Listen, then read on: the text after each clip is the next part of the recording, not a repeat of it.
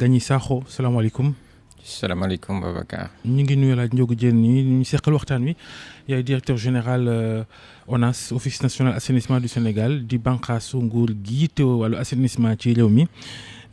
fan yi nag rawat na ñaari fan yi ñu ngi leen tudd lool ci wàllu assainissement réew mi ni ñi jàppee ni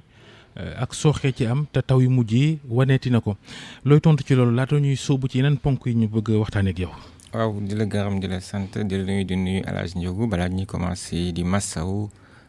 askan bi nga xamee ne am nañ jafe-jafe yu metti di jaale nit ñi gis-gisu li am mooy jafe-jafe gis nañ ko am na wante dañu war a xool contexte bi ñu nekk mooy boo jëlee Sangalkam fan yi passé 120 millimètres la xaw ma nag wolof bi dafa xaw a doy waar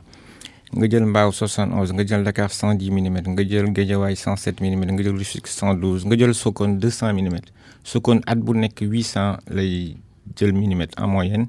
ça veut dire que ci benn bés li muy jar ci at bi jot na xaaj bi loolu lu muy wane mooy situation exceptionnelle mooy indi jafe-jafe yu mel nii gis nga boo jëlee jafe-jafe yi Sénégal am nañu 6 morts 6 ëpp na. war nañu jàll defe naa war nañu moytu benn mort bañ a am mais boo jël dëkk mel ni Soudan am nañu 100 morts nga jël Mali am nañu 30 morts nga jël Niger am nañu 40 morts li muy wane mooy jafe-jafe la jaww ji moo soppeeku mooy comme li amoon rek États-Unis Katrina defe naa amoon na fa États-Unis pourquoi mu jël ko c'est que mooy dëkk bi gën a puissant c'est que am na situation yi yow xamee ni bu amee ak matuwaay boo mënti jël defe naa fak jafe-jafe am. maanaam loo bëgg a wax bu amee ñu faatu feneen rek fii daa am ñu war a loru itam. déedéet bul ma wax loolu ma waxul dama ni. situation exceptionnelle mën na indi yenn saa yu jafe-jafe yu metti li ñu war a jàng ñun mooy lu mel nii dañu war a ànd nekk benn boo jëlee Niger nga jël Mali nga jël Soudan bi may wax nga jël États-Unis même Katrina lii bu amee ñëpp dañuy nekk ànd nekk benn seet naka la ñu mën fajee. mais tamit dañuy wax ne gouverner c'est prévoir maanaam da ngay anticiper lu nekk nga mën ko sóoraale situation exceptionnelle ñàkk exceptionnelle lu ñëw war nañ ko mën a dëkku bu ñu jëlee matuwaay yu war. est-ce que tremblement de terre mën nga ko dëkku mën nga ko prévoir est-ce que ouragan mën nga ko prévoir. mais taw bi prévoir woon nañ ko borom xam-xam yi waxoon nañ ne taw yu métti dana am. waaw mais dëgg la prévoir woon nañ ko mais xam nga taw lu koy faj mooy ouvrage assainissement mënoo ko def ci benn at ñaari at ñetti at la liggéey bi di diir. mais amul kenn ku mën a prévoir lii xam nga yeneen dëkk yi bu ñu gisee li am war nañu xam ne kenn nañu sant yàlla 6 morts ëpp na bëri na mais am na loo xam ne bu ñu ko deful woon mais comme plan décennal de lutte contre les inondations xam naa nañ si ñëwoon xëy na jafe-jafe yi gën a métti. lan ngeen def ci plan boobu lan ngeen def ci wàllu assainissement yan tiwo ngeen fi gas suul ko ba mën a wax ni liggéey ngeen ci assainissement Sénégal. ok jërëjëf xam naa foofu lañ naroon mujjee. ñu déglunte parce que seen rajo bi ñu bëree koy déglu te tey xam naa ñu bëree nga xaar parce que nit ñi sonn nañu wax nañu plan décennal de lutte contre les inondations wax nañu lu bëri ñu déglunte rek ba pare plan décennal de lutte contre les inondations ñetti pàcc la benn bi mooy li ñuy wax aménagement territoire beneen boobu 5 milliards et demi la beneen bi mooy li ñuy wax restructuration urbaine et relogement mooy nit ñi dëkk ci dëkk yu jafe yi ñu defaraat seen kër yi toxul leen loolu boo ko jëlee 444 milliards la li ñuy def construire des réseaux mooy gestion des eaux pluviales 271 milliards la boo ko fulee yëpp mu nekk 765 milliards donc 271 milliards ci 271 milliards yi nag ñu ciy liggéey mooy ONAS liggéey na ci APIX liggéey na ci ADM liggéey na ci wax naa sànq seen rajo bi ñëpp koy déglu ñu bëri may déglu bu ma toogoon fii di lister li ñu def defe naa duñ fi jóge mais damay wax rek liste ñu bëri déglu ma bu baax boo jëlee Ndakaaru Parcelles Assainies Moussa Sy maa ngi ñaan yàlla mooy déglu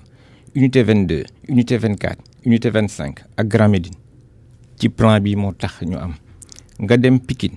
def nañ fa ñetti station de pompage Sam 2 Ndiawar Diagne Aynou Madi nga dem Guédiawaye def nañ fa 2 stations de pompage Oil Libya Cité SHS nga dem Rufisque waa Guy Mouride ñu ngi may déglu xam nañu ne defal nañ ko station de pompage nga dem HLM ren Rufisque mbënd amu fa ndax loolu te plan bi du Dakar rek Poinçon na Dakar génn na Dakar nga dem Ndar station de pompage bi ñu def ginnaaw raay ci plan bi la jógee nga dem Diourbel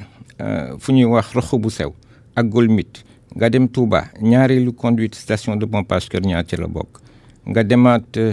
Touba aussi station Ndamatou defe naa am na jéego yu mag démb dégg naa nga invité nit mu naan président Macky Sall plan bi daf ko bàyyi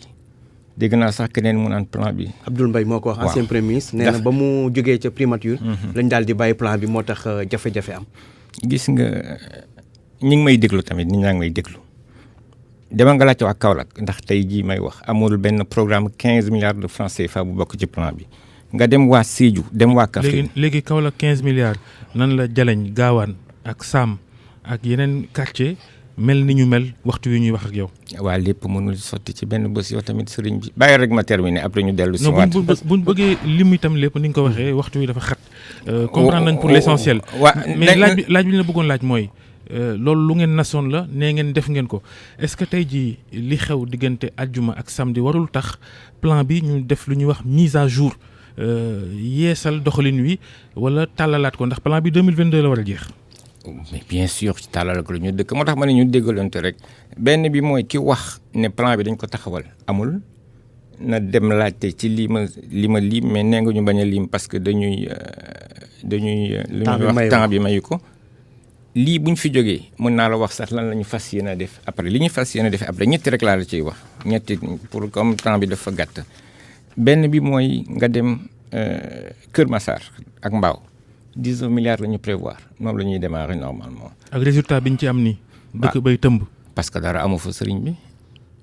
boobu ba léegi juróom-ñetti at si dara amu ci plan bi lu xew. juróom-ñetti at Sénégal 1962 de plan boo koy déroulé 10 ans la ñu wax boo koy déroulé 10 ans mënoo def yëpp ci benn at. 2022 waaw kay. mais déjà mi ngi ci 8 ans yi. waaw mi ngi ci 8 ans yi. mais ñu ngi ci ba léegi man démb Kër Massar laa yendu demal nga laaj ndax amul amélioration. lees deful ci juróom-ñetti at mënees na ko def ci yaara. ah bien sûr nañ ko commencé xam nga lan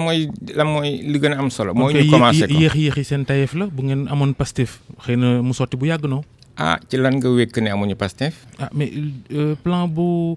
war a def fu mel ni Kër Massar. waaw juróom-ñetti at defu leen ko ñaari at des ci plan bi ngeen ko def. loolu lañ mën expliquer ñu ko techniquement lu ko waral. déedéet plan boo koy déroulé fukki at la mënoo jël ci fukki at yëpp 267 milliards nga dépensé ko ci benn bés mais dafa am fu ñu jóge réew mi dañ ko doon loolu tamit bu ñu ko fàtte nañu déglunte rek Ziguinchor am nañu benn plan bu ñu def 11 milliards nga jël Tambacounda 5 milliards nga jël Kolda 2 milliards 900 li ma mën a wax mooy am nañu plan bu ñu commencé 2012 2022 la jëm lu bëri def nañ ko plan bi benn pàcc bi assainissement la benn pàcc bi aménagement du cadre de vie et relogement des populations plan boobu bi nga commencé ba léegi defe naa moo tax tey xëy na 6 yu génn àdduna bëri na mais plan bi defe naa amul woon xëy na jafe-jafe yi gën a métti. mais ñu bëri li leen jaaxal plan ñu dugal ci 762 milliards ni nga ko waxee sànq ba pare feeñul fenn mu mel ni tey la nit ñi gën a sonn tax ñu bëri gis ne dañ ko war a auditer xam xaalis fu mu dugg. bul wax feeñul fenn sëriñ bi bu feeñul woon fenn defe naa gën na métti audit dañuy xool lan mooy audit defe naa audit mooy saytu defe naa président de la république dafa ni ñu auditer plan bi xool koppar gi dëgg la mais xool peut-être lan la ñu mën a corriger mooy li waa ji laaj démb. président am na lu mu waxoon aussi defe naa ne bu ma juumul moo ñu auditer aussi ouvrage assainissement yi auditer aussi naka la ñuy liggéeyee defe naa c'est normal parce que politique publique boo koy def li nga am da nga ko wax a auditer saytu ko xool li nga xamee ni jubul nga jubanti ko. est-ce que xaalis bi dem na fi mu waroon a dem loolu mooy wax ji dëggantaan. lan moo tax nga sa xel ñaaw ne xaalis bi demul fu mu waroon dem. jafe-jafe yi askan wi ñu dund tey la gën a tar. par exemple Kaolack sànq Babacar nga 15 milliards ñun ñi di sonn ba léegi nii dañ naan waa xaalis bi fu mu dugg. mais 15 milliards parce que programme bi pareegul Kaolack xam nga la moo tax mu am jafe-jafe Kaolack jafe-jafe si ñaari gox la ñett la sax muy Xaaxun ak terrain Déggo ak Cofak te foofu xam nga la moo fa nekkoon barka dem ak dem ay dex nit ñi dem dëkk fa mais ñu ngi ci programme bi ñu ngi koy déroulé projet bi 4 ans la war a jël liggéeyu assainissement du loo xam ne na koy commencé tey mu pare ëllëg. xam nga dañu war a seet leen nit mënoo nekk di liggéeyal askan wi te bëggoo seen cadre de vie amélioré moom. léegi plan bi est-ce que plan global la ndax cof fi cof fële 15 milliards 2 milliards est-ce que un plan d'assainissement waru nekk un plan global yaa ngi lim Parcelles Assainies 5 la ngeen fa def Parcelles Assainies 5 la ngeen fa def conséquences yi Cambérène gi mu dendal waa dëkk ba nee ñu ndoxu Parcelles Assainies yëpp a ngi tuuru seen dëkk noonu ñu defee Parcelles bàyyi Cambérène ci misaal. daaw de defe naa loolu amu fa woon nañu jëlaat contexte bi ñu nekk mooy dañu jot ay taw yoo xamee ne mësuñu ko jot defe naa ci fukki at yi nekk ci ginnaaw defe naa loolu la ñu war a gën a jàpp loolu moo tax lii am plan mënul bañ a nekk plan global plan bi c'est un plan global moo tax ñu def ko plan décennal fu nekk xam nañu fan la xaalis bi war a dem fu nekk xam nañu aussi également naka la ñuy war a xaar comme résultat ma dellu si waat rek ne plan bi ñetti pàcc la. aménagement territoire ouvrage assainissement ak nit ñi fu ñu dëkkoon ñu delloo leen defaraatal leen ko. yéen ONAS xam nañ ne avant sax mois d'avril initié woon ngeen ni ñuy wax opération pré-hivernale ngir xeex mbënd yi yaa ngi doon wax sax ren li ngeen bëgg mooy 0 inondation tey ak li ngeen liggéey yëpp ay weer bu li amee ana lu mu jëriñ. musuma wax 0 inondation musul am. moom ngeen yaakaar waxoon nga ne moom ngeen bëgg ren mu bañ a am. bëgguñu nit ñi sonn dañu bëggoon bu ci yàlla àndee inondation yi nekk loo xamee ne du nekk lu metti li ñuy def ren mooy commencer liggéey bi avril mooy def curage yi defaraat suñu équipement station de pompage yi pour taw bu amee ndox mi bañ a sonal askan wi defe naa loolu am na daaw jéeg ren nag taw bi dafa bëri. suñu station yu bëri taw bi dafa dugg ci biir équipement yi panne et puis après doxatul mais defe naa année prochaine la même chose la ñuy defaat bu ñu amatee tamit taw yu métti ni jafe-jafe dina am. ñu jël beneen misaal Touba. askan way jàmbat assainissement sa dajeek porte-parole bi sax ñu ngi fàttaliku kilifay Touba kontaanuñ ci assainissement ba ca dëkk ba tax kuréel gu sosu foofu tudd Touba ca kanam jël xaalisam. commencé gas di defi tiwo loolu moom nu ngeen ko gisee ak itam bu dee askan wi ñooy gasal seen bopp tiwo ngir def seen assainissement bopp. Babacar dañu war a moytu di particulariser defe naa dëkk du doxee noonu dëgg la Touba ci kanam li ñuy def initiative bu baax la nañu ànd ci ñoom jàppale leen lu mel noonu tamit boo jëlee Fuuta nga commencé Jawara man foofu laa jógee jël ba Matam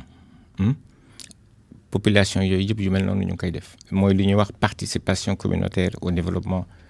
seen école yi ñoo koy tabax seen forage yi ñoo koy tabax dañ ciy ànd ak nguur gi li muy wane aussi lañ am loo xam ne dañ ko war a nangu mooy muy Sénégal muy yeneen réewu Afrique yu bëri seen loxo jotul seen digg ginnaaw donc nit ñi yenn saa yi dañuy dugal seen loxo pour rek jàppale nguur gi pour améliorer seen cadre de vie gëmuma ne dafa nekk loo xamee ne du yoon gëmuma ne loo xamee ne dafa nekk lu particulier defe naa nit ñi yàgg nañ ko def te ñun ku koy def dañuy ñëw ànd ak yow jàppale ci. xëy na nguur gi bu ko defoon wala taxawaay bi war bu amoon duñ ci sonn di ci kër yi ba nga xamante ne lu bëri sax ñoom ñoo koy defal seen bopp xaaruñu ci nguur gi. du ma ko waxee xaaruñu ci nguur gi lépp lu ñu def nguur gi dugal na ci loxoom parce que nguur gi mooy encadré pour ouvrage yi mën a nekk ci lu taxaw Touba bi nga wax tey bu doon nguur gi deful woon station de pompage bu dee nguur gi deful woon Kër Ñang mooy structure de base yi dara mën a fa am Touba bi ngeen wax tamit bi ñuy Touba existé ba léegi guléet ñu am fa station de traitement des eaux usées pour 13 milliards c'est la même chose pour Tivaouane c'est la même chose pour Cambérène c'est la même chose pour Taïba Niassène. plan Orsec bi njiitu réew mi dogal samedi ci guddi lu ci seen wàllu yéen waa ONAS ak plan boobu ñaata ci koom moo ca nar a dem ci xaalis. waaw buñ ko évaluer tey ci Dakar région de Dakar rek laa wax on tourne autour de 3 à 4 milliards de francs CFA buñ ko évaluer noonu rek plan Orsec bu doon suñu sago dootul am mais situation bu exceptionnelle bu mel nii foog plan Orsec am parce que dañuy dépasser parce que lii wàcc ci ndox kenn xalaatu ko woon ci ñun. waaw ci la yeneen régions yi nag ni ñu ñëw tey wax lan la ñu soxla bu ñu boolee yëpp nag defe naa la ñu mën a xam plan Orsec bi lan lañ koy évaluer. léegi bu ngeen tàmbalee plan Orsec commencé jënd ay moto pompe wala jël ay camion citerne di manque dafa mel ni efficace lool lu ñu manque lu ñu pompe ndox mi mel ni bougé wul loolu est-ce que du pëndal rek est-ce que plan boobu ngeen nas ci wàllu manque ndox mi am na njëriñ ak fa ngeen koy sotteeg la mën a jur itam. Babacar plan Orsec c'est une situation exceptionnelle lan moo fi jëlee affaire assainissement mooy ñu def la ñuy wax des ouvrages structurants mooy li ñuy def fii boo génnee ci corniche bi di nga janeel fii benn chantier boo xamee ne dafay renouveler conduite yëpp loolu mooy solution bi lii situation exceptionnelle la bu ñu génnee ci lii dañuy continuer di exécuter plan décennal de lutte contre les inondations mais yëpp mënul sotti ci benn bés loolu dama bëgg ñu nangu ko dañu war a nangu tamit mooy dañu fal Sénégalais yi pour ñun ñu defar réew mi loolu dëgg la wala du dëgg président Macky Sall mi ngi judd 1961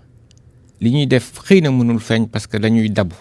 dabu mooy gis ngeen li am collecteur Hann Fann am na juróom-ñaar fukki at defe naa balaa président Macky Sall am na ñoo xam ne war nañ ko def nga jël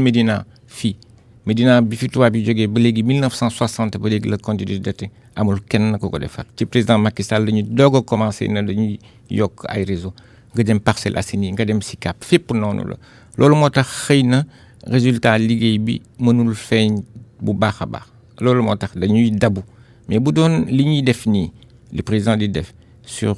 bi mu toogee ba léegi nguur yi nekk ci ginnaaw yi bu doon ku nekk def na moitié bi laa waxte waxuma li mu def defe naa xëy na jafe-jafe yi dina wàññeeku bu baax a baax. collecteur Hann Fann boobu nga wax gis nañ ne mi ngi tàmbali juri jafe-jafe gis nañ waa Guñaay daaw aussi HLM. daawat géej ay ñaari tali est-ce que jotul ñu jël ci matuwaay yi balaa làmbaay di ñaaw parce que gis nañ ne ay signes at yëpp chaque année nga dégg fu mu màbbeeg yooyu noonu te loolu wóorul la muy jur après kenn xamu ko. waaw xam nga ci rajo la ñuy wax dama bañ suba ñu ne ma yaa waxoon sore nañ ci trop ak kenn bu ci yàlla àndee mooy suñu bëgg-bëgg balaa mois de janvier liggéey bi ñu commencé ko mais sore nañu trop ak kenn ci liggéey bi collecteur Hann Fann bi dëgg la li nga wax la riverains yi sax wax nañ ci dañu sonn ci muy daanu ñu defar dañ ko war a defaral yëpp moom rek mais 70 ans ba léegi lan moo tax kenn defaru ko avant nga xam ne ouvrage boobu 20 ans lay durer maximum voilà li may wax sànq rek pas-pas lu ñu am pour jafe-jafe yu am yëpp ñu mën ko faj mais collecteur Hann Fann suñu sago mooy mois de janvier liggéey bi commencé nañu wax lay jar ci koppar li ñu ci war a def ak yooyu ndax yemb na xaalis bi. on tourne autour de 90 milliards de francs CFA. Tivaouane ñi ngi woote boobu ak léegi bi ñu tàmbalee waxtaan ak yow bëgg nañ xam ñoom fu ngeen jëm ak ñoom ak assainissement ak ni ñu sonnee ren ak daaw ak yeneen at yi sax faf. waaw tontu bi mu leen ñu ko jox mooy bi président Macky Sall ñëwee la Tivaouane doog a am réseau d'assainissement eaux usées musu fa am bi président Macky Sall ñëwee la fay doog a am beneen bi mooy Tivaouane dafa am jafe-jafe. yow de bu ñu la déggee Macky mooy mën lépp. moo am de non ñu waxante rek Babacar dañuy wax sur les faits loolu laa leen di wax beneen tontu bi mooy Tivaouane amul réseau d'assainissement eau pluviale wante am na réseau d'assainissement eaux usées gis nga man bu doon man rek la ci sama coobare man su ma amoon réseau d'assainissement eau pluviale Ziguinchor laa koy njëkk a def jógee Ziguinchor dem Kër Massar parce que ñooñu ñoo ko gën a soxla Ziguinchor moo nekk région boo xamee ni moo ëpp taw ci Sénégal foofu ngay commencé dem nit ñi nag xaar yëpp mënul sotti ci benn bés Tivaouane barke démb réseau d'assainissement eaux usées rek dara amu fa woon ren la ñu doog a am réseau d'assainissement eaux usées donc yëpp mënul sotti ci benn bés te Sénégal réew bu mag la fokk ñu xaar nag ñu dem nank-nank am nañu eaux usées. loolu kañ lay sotti il faut ñaata at pour ñu matal lépp kon. pour ñu matal lépp il faut ñaata at. yàlla rek moo mën matal lépp Babacar. ci seen i séentoo ki liggéey bi ñu leen dénk ñaata at ngeen war a def pour assainissement Sénégal yemb. assainissement Sénégal yemb mënul yemb ci benn régime assainissement Sénégal pour mu yemb pour rek mu nekk ñaar ñeenti régime li ma la wax rek la mooy dañuy def rattrapage président li mu def ren. loolu mooy ñaar fukki at de. mën na nekk weddiwuma ko mën na nekk ñaar fukki at am na gox yoo xamee ne dara amu fa fii tey ci Sénégal. waaw. bëggoon naa waaw. mënoon nga may mu tëj tuuti rek. waaw 10 secondes 10 secondes waaw nga may ma rek ma tëj nit mënul liggéey te bëggu ci ndam loolu la ñuy xam ñu xam ne aussi que dëkk bi dëkk bu ndóol lañ yor Sénégal comme yeneen dëkk yi dañuy góorgóorlu def lépp lu ñu mën ma profité encore di jaale nit ñi di wax ne liggéey bi ñu nekkoon ñu ngi ciy taxaw te bu ci yàlla àndee nañ leen taxawu ñoom ñëpp merci. jërëjëf Lansana Gagny Sakho directeur général ONAS jërëjëf